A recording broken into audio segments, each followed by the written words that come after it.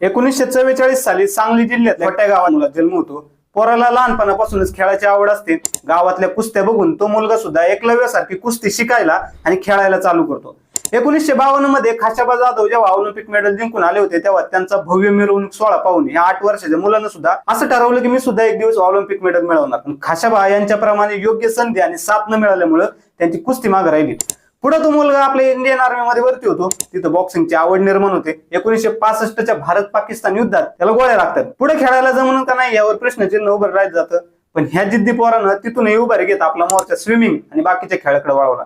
आणि 1972च्या para Olympic मध्ये swimming मध्ये भारताला पहिलं गोल्ड मेडल मिळवून देणाऱ्या पहिला खेळाडू बनण्याचा मान मिळवला.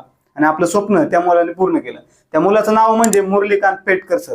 नुकताच आलेला चंदू चॅम्पियन मूवी त्यांच्यावरच बेस आहे. ऑलिम्पिक आणि पॅरा ऑलिम्पिक मध्ये देशात पहिलं वैयक्तिक मेडल मिळवणारे खाशाबा जाधव आणि मुरलीकांत पेटकर हे आपल्या महाराष्ट्राचे